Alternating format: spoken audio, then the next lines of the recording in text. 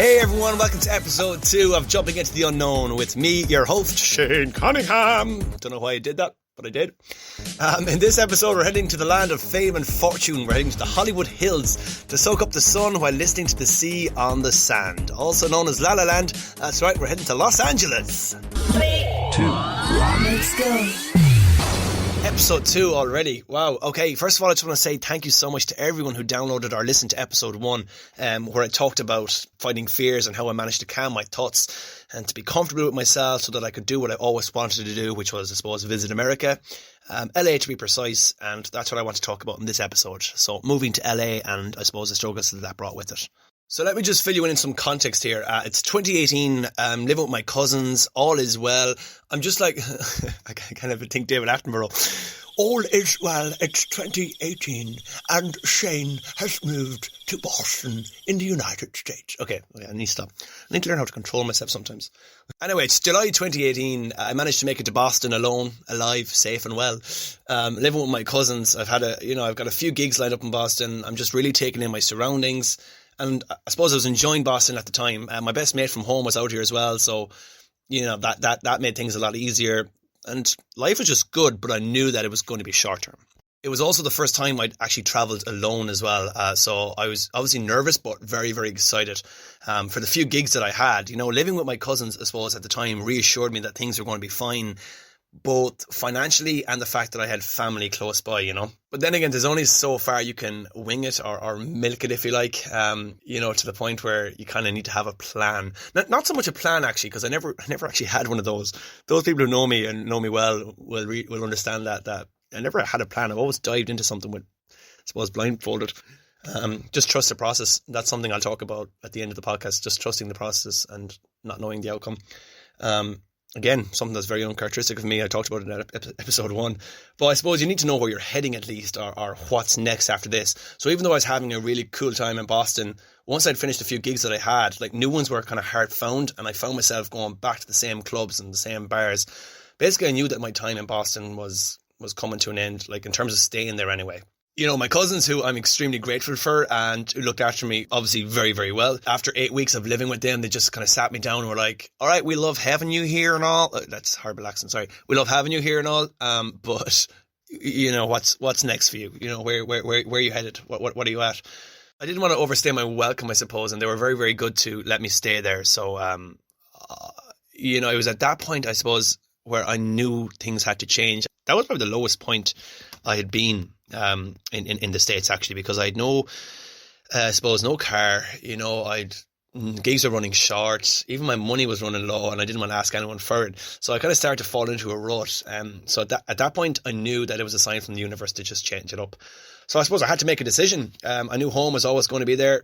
I didn't want to draw that card. I had more relations in Chicago that I could have asked to stay with them for a while. I could have potentially done what I did in Boston, where I just hung with them for a while and did more gigs in a city where there was potentially more work.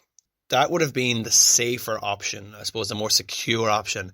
But given everything I'd been through in 2017 and I suppose the hill that my ball was rolling down, I was going at such fast pace that I wasn't going to play it safe at that point. I had nothing to lose, so I just dived right into the deep end and I booked a one-way flight to Los Angeles. That was definitely the craziest thing I had done, was moving to a city where I knew nobody. It scared the shite out of me, excuse my language, but I loved it at the time. I loved that fear of not knowing what I was getting myself into. I was essentially living in a bubble. I was like blindfolded, but it was a really cool one and I was excited. And I suppose to do something that I'd always dreamed about doing, I was living in a dream. I was like, it's coming true. It's only when I suppose now when I look back on it, I'm like, what was I at? But it worked out like better than ever because I took the gamble. I went to LA with a clean slate back then, like not knowing if it was for a 2-week holiday or was I going to stay there? I put no time limit on it, literally just winged it.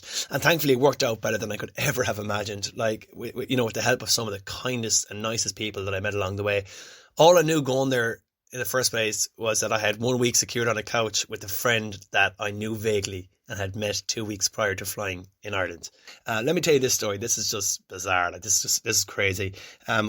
Prior to me flying to the US, so in June 2018, I was out in Galway with my mates just for a few going away drinks. And I got talking to this girl who I could hear had an American accent. I was like, where are you from? She said, oh, I'm from LA. I was like, shut the front door. That's where I was as well, actually, was in the front door. So no pun intended there. But obviously, I told her about my plans to go to LA, and, she told me about why she was in Ireland and things like that. Long story short, anyway, we'd agreed to meet up the next day. I used to show her around. I took her on like a tour of Connemara, climbed the mountains, you name it. It was just really, really weird and strange. But I had a great day with essentially a stranger who is now my best friend in LA, but we stayed in contact anyway. And the plan was that she was going to show me around LA when I'd reached there. She even went the extra mile and offered me the couch if I needed somewhere to crash, which just seemed a little bit better than staying in like a hostel or a lonely hotel room. So I never really had much experience traveling and staying in hostels. That's why I took her up on her offer and I stayed in the couch. So anyway, I suppose the moment came where I hopped off the plane at it. I hopped at the plane at LAX with the dream in my cardigan. Yeah, Miley Cyrus quote there. I actually was wearing a cardigan as well. Strange. But as soon as I touched down in LAX, it was like LA just opened its gates and was like, welcome home. Sorry, I promise I'll never do that again. So Andrea, the girl I met in Galway, she picked me up at LAX as well. And it was so strange looking back on it, because at no point was it awkward. At no point did it feel weird. Everything just kept rolling. And it was just to have someone, I suppose, other than a taxi driver or an Uber driver to show you around was definitely comforting. Anyway, so here I am on a couch in Santa Monica, Los Angeles, not knowing what lies ahead. I barely know these people. They don't know me. What started off as a tour around Connemara just led me to having a place to stay. And you couldn't write it. You couldn't write it. It's just so weird the way the world works sometimes. Andrea ended up being my tour guide for LA. As someone, I suppose, who was born and raised in the LA area, she knew it pretty well. She knew all the hot spots. She knew all the hidden gems. And I just immediately fell in love with the city. I got to see the city from, I suppose, a more real view, rather than getting an overpriced tour guide to show me where Simon Cowell's house is, only to find out that, okay, do you know what? I don't live here. So yeah, it was definitely a nicer way to see the city. However, as good and all of that may seem, I only had a week on the couch. And fair enough, those were the terms. We give you the couch for a week. She just moved into her new house, didn't know her housemates that well, who, by the way, are absolutely the soundest bunch ever, and I love them. But anyway, I had a week to get my shit together and to figure out my next attack. Otherwise, I could potentially be on a plane a lot sooner than I wished back to Chicago, to the safer option.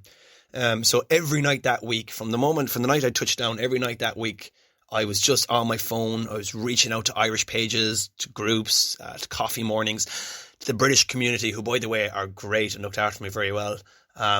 This is the key to making it work in a city where it's pretty much zero connections. You have to get off your ass. You have to network. I remember going to the bar on my own. I go for dinner on my own. I even saw movies on my own. I remember seeing Star is Born in Hollywood Theatre all on my own, just eating my popcorn.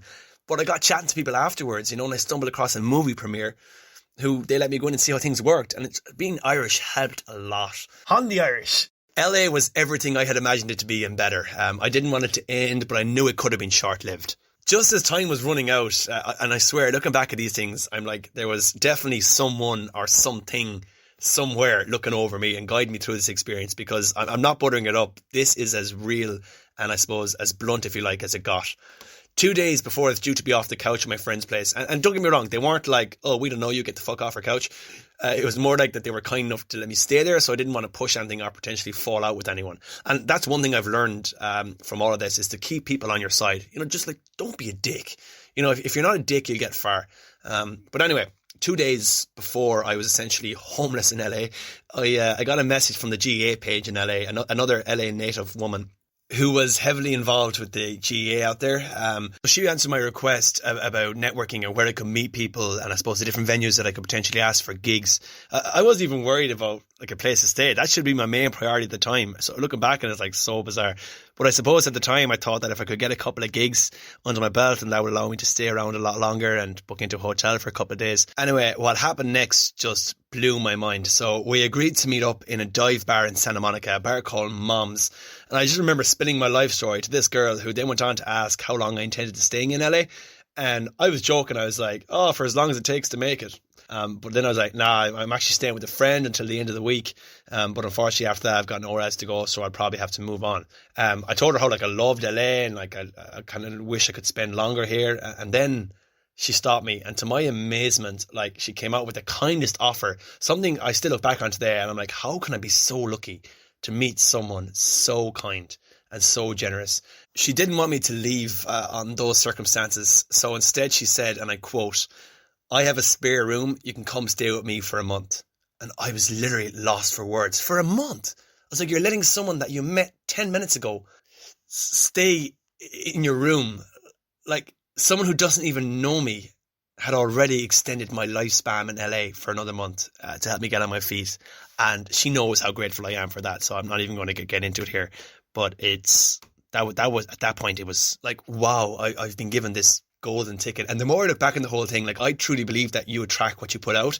So helping people and doing good deeds and just being a good sport will like, in some shape or form, bounce back and change your life for the better in some way. So having now gotten the opportunity to stay in LA for another month, it just gives me more time to get more gigs, make more contacts, and enjoy LA for the amazing city that it is. And not only did this incredible woman let me stay in her spare room, she also showed me around the city, introduced me to the filming and commercial side of things, invited me to parties where I would network with people in the industry, and that was just all really, really cool. This was into my second week of winging it in LA.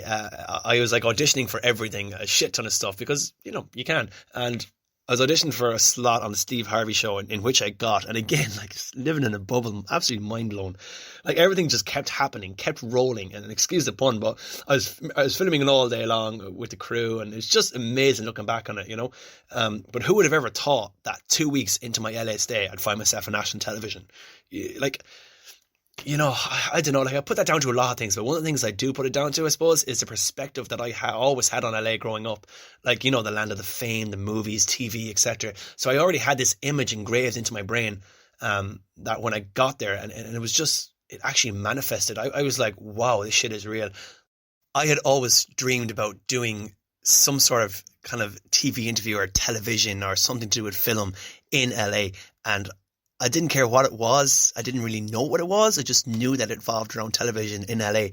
And that day filming, it just hit me like a ton of bricks. I was like, wow, you dreamed this. Like, you visualized this into reality. And that's something I'll talk about in the podcast, an episode on its own, is the whole visualization and manifestation side of things. But it was definitely amazing. Really, really cool. Thankfully, by the end of the first month in LA, I was settling in. You know, things seemed to be a lot better than they were when I first got there. You know, I like, in terms of, I suppose, work and the handful of friends that I had, myself and Andrea were like best friends. You know, we were going out every weekend, and she was introducing me to her friends, and I had this nice circle, you know. But coming up to the last week of the month, I met an Irish guy, and he turned out to be my LA daddy, if you like. You know, he looked after me so much. Like, took me under his wing, introduced me to the best people, and we became this small community, or small family, if you like. His name was Eugene. I'll never forget him. Like, I'm still good friends with him and everything, but if it wasn't for him, I wouldn't have stayed in LA for 6 months or as long as I did. He became my rock. Like, he taught me everything I needed to know about LA, showed me all around Malibu and the different parts of LA, and parts that you should go to and parts to, I suppose, stay away from. And, you know, like, he was, I suppose, literally the person I went to with if I had any problems or struggles or looking for advice. Like, to say he went above and beyond is just an understatement, and he knows how grateful I am. Like, I can't put it into words in this podcast. Let's just say he restored my faith in humanity, as did everyone else I talked about along the way. Like, to have someone that showed such compassion and hospitality, and who was just more than a friend. Like, he was my rock in LA, you know, like someone I could always depend on. Literally, as cliche and as weird as it's going to sound, he put the L in LA. Like, without that, it was just, where am I going next? What do I do? So he put the L in LA. It was him who actually persuaded me to go to the McGregor and Khabib fight in Vegas. I remember waking up that morning, the morning of the event, that Friday the 6th, and I was like, should I go? Should I not go? I was home and hawing, and he was like, I think you're going to regret it if you don't go. I was like, yeah, you're probably right. So he brought me to the bus station, gave me turkey wrap, and was like, have fun, baby Shane. That's what they called me out there, was Baby Shane, because I was a baby of the group. Went on anyway to have the best weekends of my life in Vegas. I don't remember a thing, but the pictures look good. Even that trip to Vegas alone was a prime example of jumping into the unknown, a prime example of getting outside your comfort